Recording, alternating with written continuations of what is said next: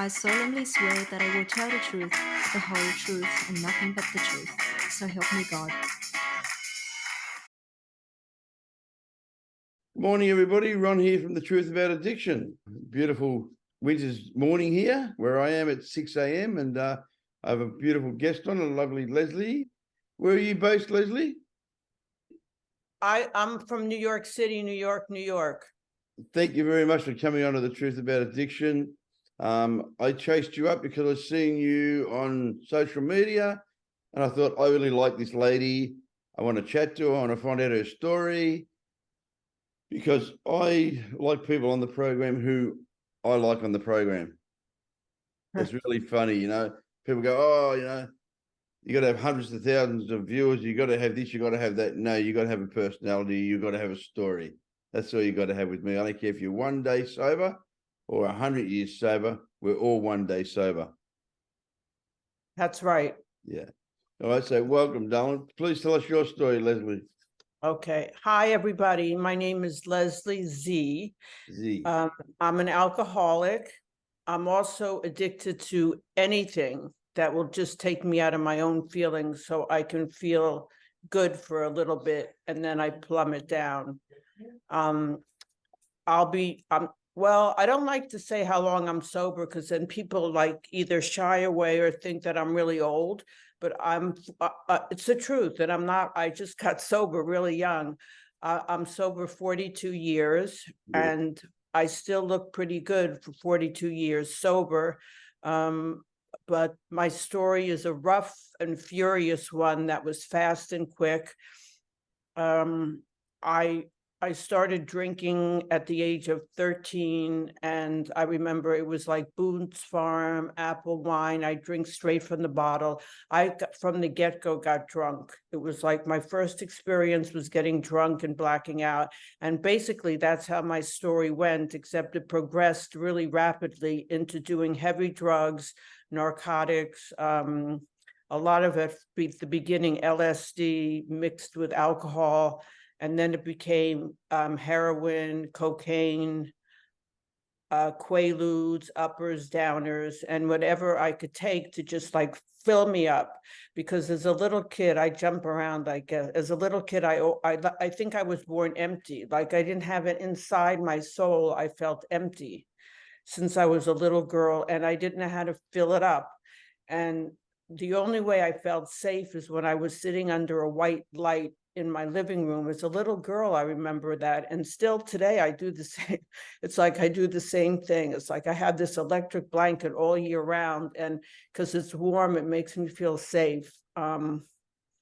So I got into a lot of trouble because of my drinking and alcohol abuse. I got into terrible trouble, not only with the law, but with myself. You know, I just hated myself so much. And I didn't know that I hated myself so much that I was not afraid to do anything. I took risks. I put my life in the hands of others. And I hitchhiked across the country by myself in the middle of the night. I ended up in church basements. I ended up in Mack trucks driving, you know, like with these people that I didn't even know, just to escape and run away from my feelings and my home. So I ended up in California and I lived on a commune, and there we drank a lot. We drank a lot, we ate a lot, and it was like, and be merry. So that's what we did on this commune in California. And then I came back to New York. My mother didn't even recognize me because I came with like flowers in my hair. I was a hippie at that time, and feathers. And she said, "Is that you?" Because at that time I called myself Lily. "Is that you, Lily?" I said, "Yeah, Ma, it's me." And then my mother would always say to me, "How did you get all these things? How did you get all these things?" And I said to her, "Ma, it's probably from you. I don't know how I got it. Like I have every addiction, the drinking addiction, the food addiction, the sex addiction, the wanting more addiction, the money addiction, the clothes addiction, everything more. It was never enough. And it's still to this day, I have so much stuff here, you know, it's just never enough. And I have to say, recovery, it never goes away. I mean, I'm in a work in progress now. I think it's harder for me now to stay sober than it was when I was young, because I was on such a pink cloud when I first got sober. I was so happy. And I didn't even know about, like, I was so out of it that I ended up in a rehab, I'll say that, for the reluctant to recover. And there was all young people there. And it was very strict. It was the men with the men, the women with the women. If you got caught fraternizing, you'd get kicked out. But somehow the woman who ran the rehab, Mrs. Delaney, or GOD, her license plate said GOD, and it stood for good orderly direction. But she called herself God, and I was her favorite one. For some reason, she loved me. I was young, I was feisty. I'm still feisty, but I was really young then. So, you know, she loved me. And I was one of the youngest ones there. And she took me under her wing. And I had to stay there 6 months. And then I had to go back every weekend for a year. And then she says, I want you to go to AA. I don't want anyone to do anything for you. You go to AA, and that's where you're going to get help. And I was terrified. I was so scared. But I started to go to AA on the Upper East Side of Manhattan. And back then, I have to say, to be honest, for me, back then, people were so protective. If I didn't show up at a meeting, they would call me, follow me, come to my house. Where are you? Where are you? And I'm not sure, was it because I was so young and I got sober so young? But I think they did that with everybody, you know, and the people loved you. They really, I really felt loved. I really felt so happy when I first got sober. And as the years went on, I got a bread and butter job in I always loved fashion. So I got a job in the best store. I just happened by, not coincidence, but God just led me there. And the woman says to me, young lady, what have you been doing all your life? And I lied, like I'm used to lying. I used to be a liar. And I said, I'm traveling around the country and around Europe, and my mom, which she did, has a store. And then I looked at her in the face and I said, I'm lying to you. I said, I was in the rehab for the reluctant to recover, and I need someone to give me a chance. And she did. Oh, beautiful. She gave me a chance. She says, I'm going to hire you. And I became like the #1 salesperson in that company. And I didn't think I was going to cry. That's good. And I was recruited to one of the better stores, Saks Fifth Avenue, that I'm sure you've heard of. It's all over the place, Saks Fifth Avenue. And I became the #1 seller in the city and in the company. And I stayed there 30 years until I got into a lot of trouble, because no matter how good you are, if you're arrogant, they're going to eventually get you.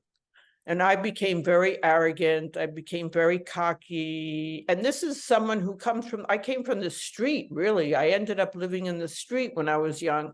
I started to make a lot of money, and I was like kicked out of the company because I cursed at somebody at 8:30 in the morning. And they said, well, we have to treat her like everyone else.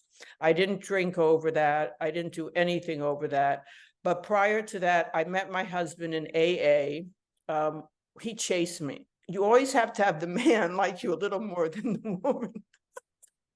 He chased me, and we're still married today. We have a son. That's a miracle that I had a son through all that I went through with my body, and he turned out really well.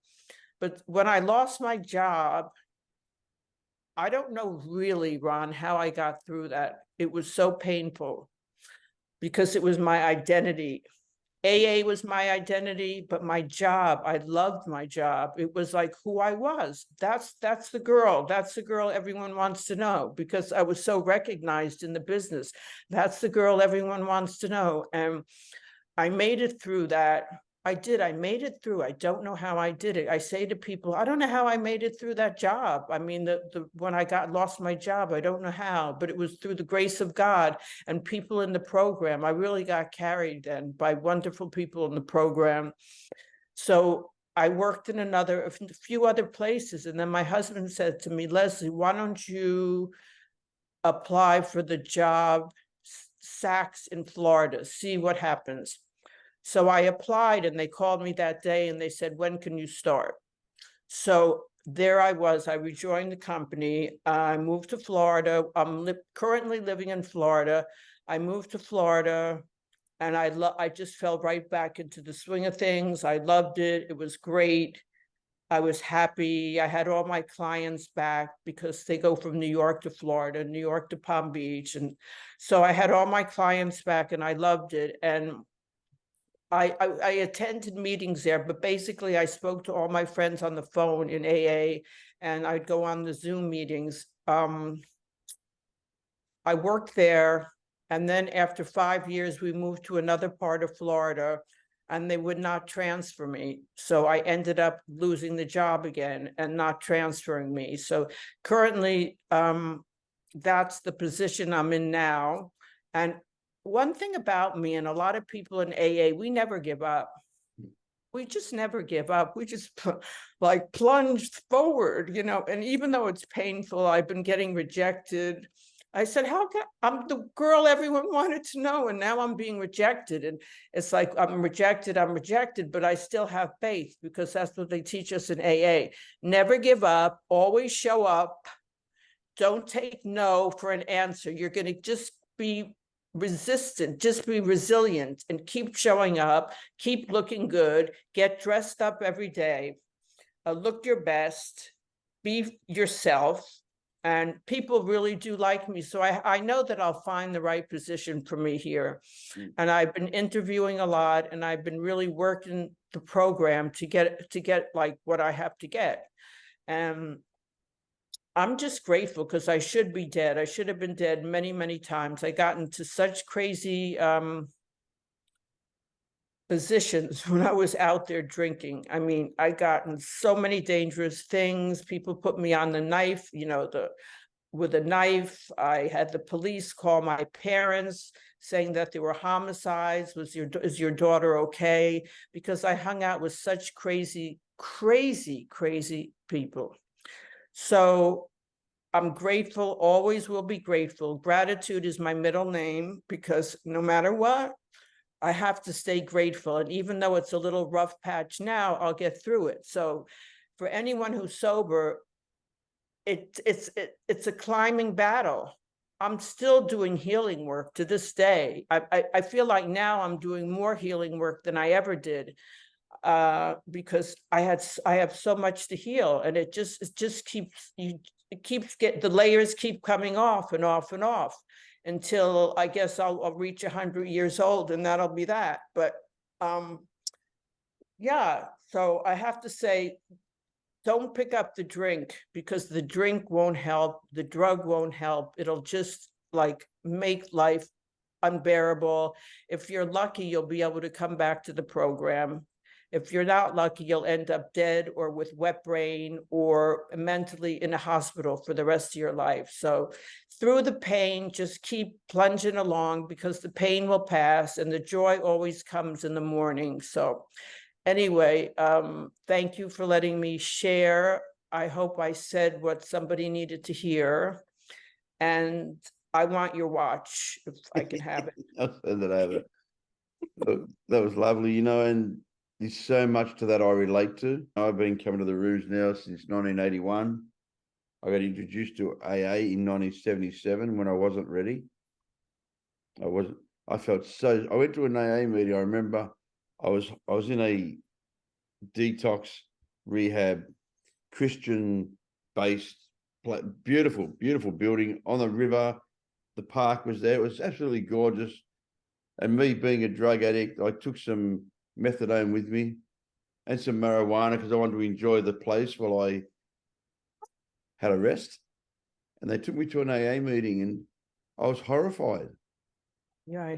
I thought, wow, these poor people, they they don't know what they're missing out on. I'm laying back at the beach, in the bush in this wonderful resort, smoking marijuana and taking Ficeptone because I'm a heroin addict by trade, you know, and as an apprentice alcoholic, and after I finished my apprenticeship, I became a heroin addict. And people think that was a bad thing. It wasn't. It was a good thing because I was more manageable on heroin than I was on alcohol. Because I'm a blackout drinker. Yes. Yeah. And Me too. I was from my first drink.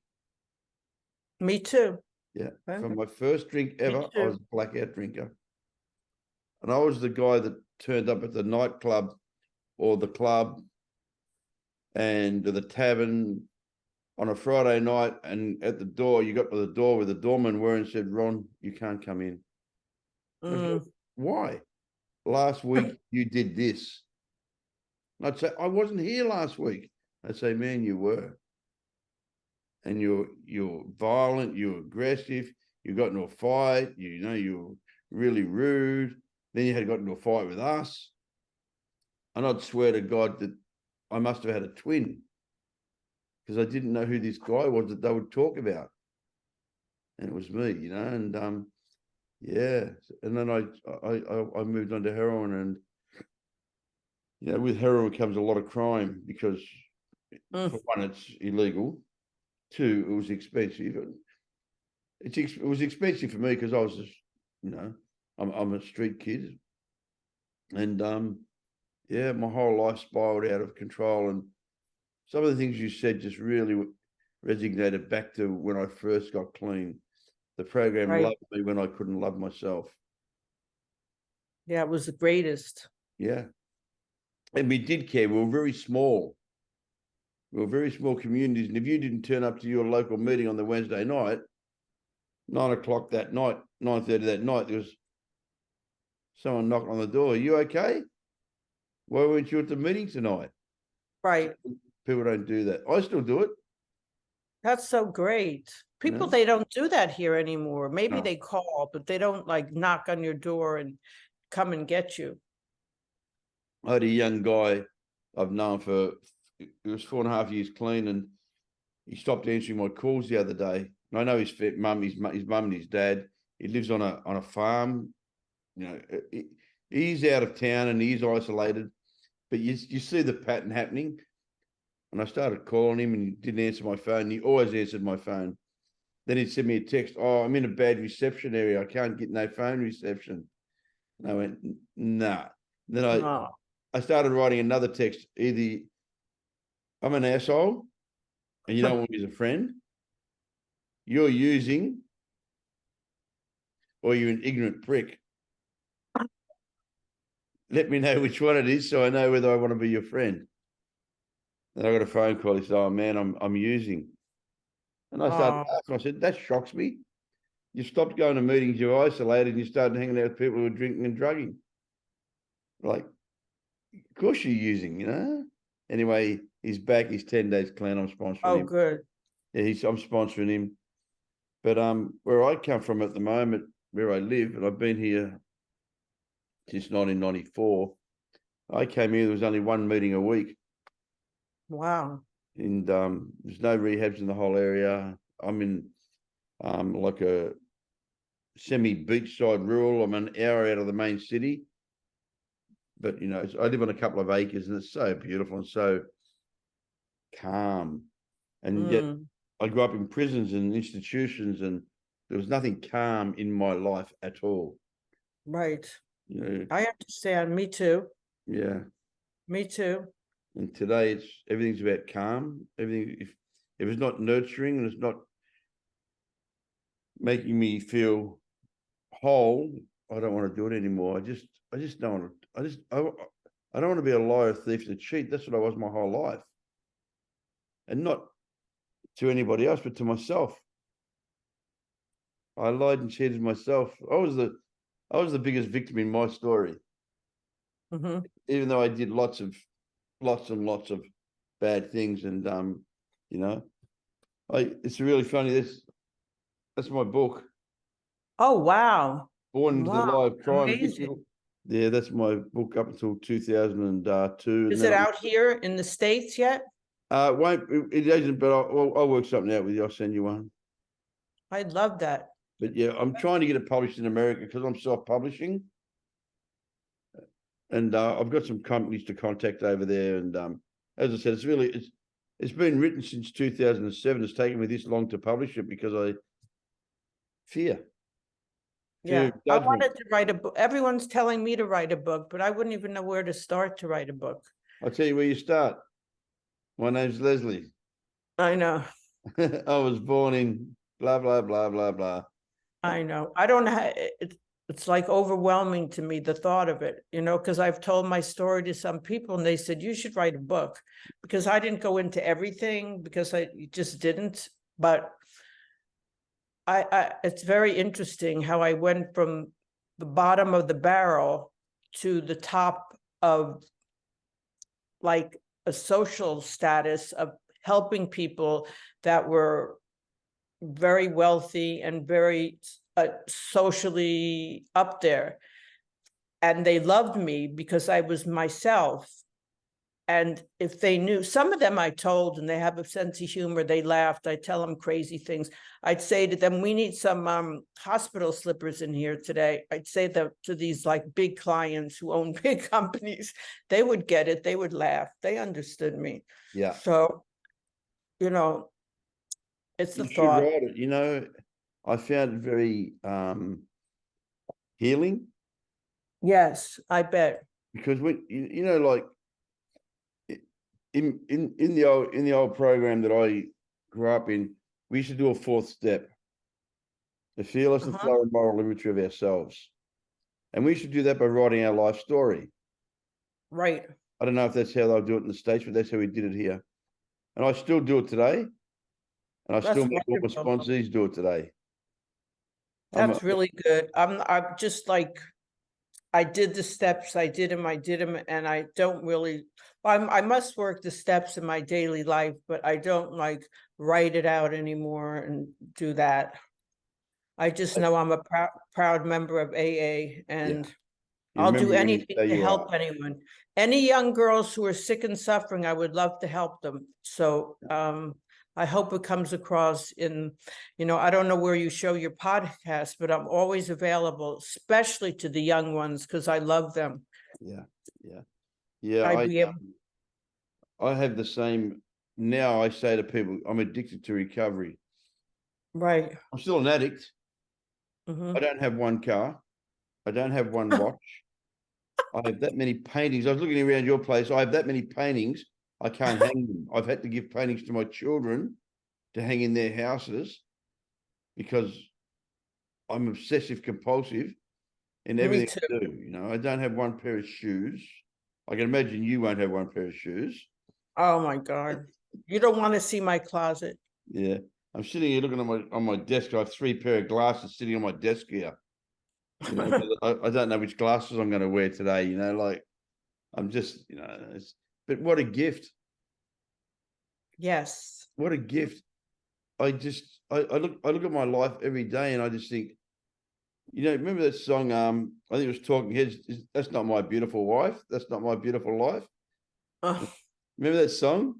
No. There's a song by Talking Heads that goes, you know, that's not my beautiful life. That's not my beautiful wife.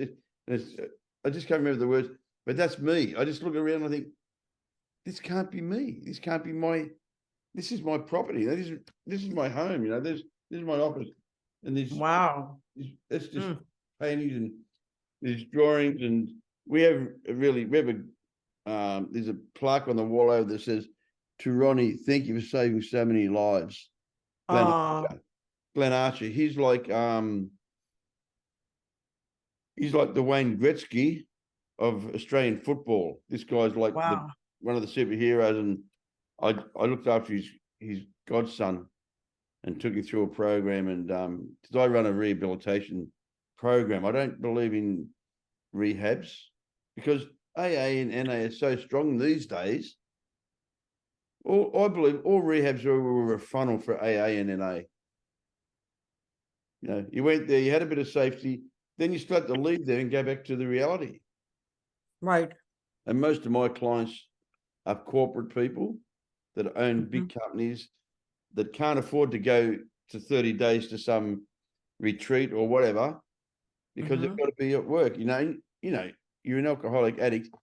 You want to be in control anyway. No one can do it. I don't know how people, but I don't know how people work through that because I couldn't. I was so out of it. I couldn't work. Yeah, I was really lucky. I'd never worked, so Yeah, me too. I couldn't work either. I didn't work. I got sober really. I was a waitress and did things like that. Yeah. And I drank all the alcohol from the kitchen. But yeah, after I got sober was when my life really got good. And then you became a workaholic. I am. Yes, still a workaholic, but I love to work. It makes me happy. My wife's a lot younger than me, and she laughs. She goes, "Slow down." I said, because I've retired twice, and it only lasts around about 3 months, and I become so miserable because I can't not try to help people. And we're very young at heart. We're still very young. I feel very young.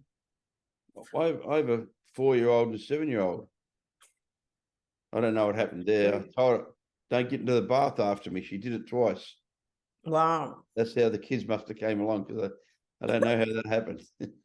But yeah, like it's a journey, and there's a reason that you and I are both alive. Our higher power had something better in store for us. I know. I agree with that too. Yeah, and I believe today we're talking to each other from two different sides of the world because we've been given a forum by our higher power, not by Bill Gates or some other person who thinks they're responsible for Some other schmuck, you mean? Yeah.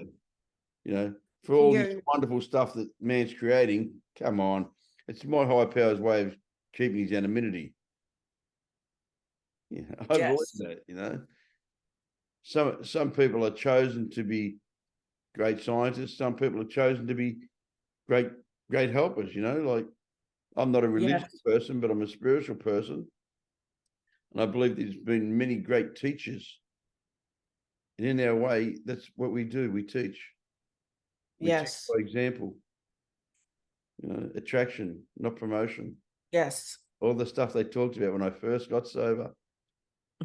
All those traditions on the wall that I looked at and thought, what the hell are they talking about? What does that mean? And I seen the word God and I thought, I'm not going anywhere near that. That's it. I seen the word God and I mucked around for 5 years in recovery. I stayed 10 months clean, and then I met a girl in rehab. And I got 40-year-old twin daughters from it. They're beautiful. I love them. I spent 1 year clean again. And then I was clean for 30 months. And now I've been clean since the 3rd of March, 1986. So it's my 37th year of complete abstinence. And people used to say to me, it gets better. I couldn't even understand. My brain couldn't even fathom what they were saying. What gets better? Everything. Yes, it does. Everything. And it keeps getting better as long as you don't pick up. It does. Yeah. I say. And through the pain, it gets better. Yeah. You go through pain and then you elevate. Life on life's terms. Life on life's terms. Like I believe that my higher power has got me doing this job. Absolutely. What I do today, I'm on here with you now because my higher power believes that we have a connection and we are going to help somebody. I get messages nearly every single day from people saying, thank you. Oh. Thank you. People I'm never going to meet. And I believe it's really beautiful that they used to say, about men that plant seeds, they're never going to sit under the tree. And that's what we're doing. We're planting seeds. Our job's not to water it. That's their job. Right. Take the responsibility for your recovery. I'm a really big believer in tough love. Like you said, I got clean in a very tough rehab. I wasn't allowed to speak to a woman for 10 months. I used to sneak notes to the boys, though. We used to sneak notes, and if we got caught, I'm sure she wouldn't have kicked us out, but we would have gotten in trouble, really big trouble, Yeah. because we were defiant, and That's funny. That's my wife's number plate on her car. Oh yeah, Yeah. Yeah. My That's wife's funny. number plate's defiant. My number plate's denial. Good.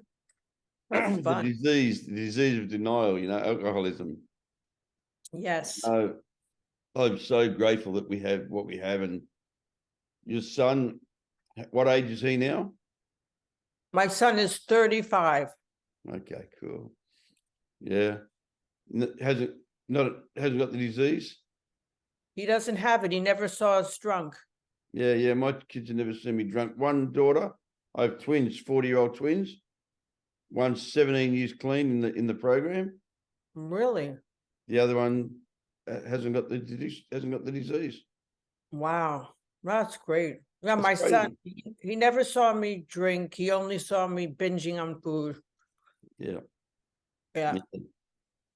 I say it all the time. My children who see me drunk or stoned.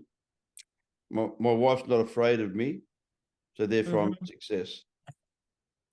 That's nice. Where'd you meet your wife? At a tattoo. My wife was a model. My wife was a model, and she was modeling for doing a photo shoot for a friend of mine's tattoo studio. And he called me up because my story. I went back to prison at 16 years sober. Oh my. I went back to prison for 8 years. Why? Because I gave somebody some money who was trying to import some cocaine. Oh. And I got sentenced to 18 years for conspiracy to import cocaine. Oh my God. And yeah, it's very humiliating and humbling, but it's the story, and I don't try to avoid it, and I don't try to justify it. It's probably one of my regrets that I'll go to the grave with, but it's not in a sad way. I made a really bad choice. Right. I made a really bad choice based on friendship, because the guy that came to me for help was a friend that had been friends with me for a long time, 18 years. Told me he wasn't using, told me he was clean, told me he was in trouble, he told me he needed help. And I got involved, and then as anyone who's drugging and drinking, it got more unmanageable, and I got more involved because of my nature. I'm a control freak. In the end, I got too far involved where he was already under surveillance, and the police came in and arrested me, confiscated all our properties and our money and everything else, and said, proceeds of crimes act, the RICO Act, like in America. Wow. And I got sentenced to 18 years. I had to serve 8 years in a federal penitentiary. Oh my God. And it sounds like a really horrible story, and it isn't. I went into that prison system where they had no AA or NA. I took AA and NA into the prison. Oh my God. From outside, we started doing H&I meetings in it. I got literature brought into the jail. Wow. I moved to a different prison that was a privately run prison by a company called Serco, a big international company. The general manager believed in rehabilitation, gave me a whole unit of 30 men, and I ran a rehabilitation center in prison. Wow, that's amazing. And a lot of those guys got clean and sober. Amazing. So in the darkness there was light. Yes, always. And I never relapsed. I stayed clean. So amazing. I chose to do the crime. My higher power chose me to make lemonade out of those lemons. It's amazing. It's a story. So it's a crazy story, and as I said, I'll get V to keep in contact. You'll get your address, and I'll send you a book, and you'll see. I love that. You'll understand. I was born into a lie of crime. My father was a gangster. Wow. I shot my first man by the time I was 16. Oh. A gangster, another gangster. It wasn't innocent people. It was gangster crap. That's why I call it the lie of crime, not the life of crime.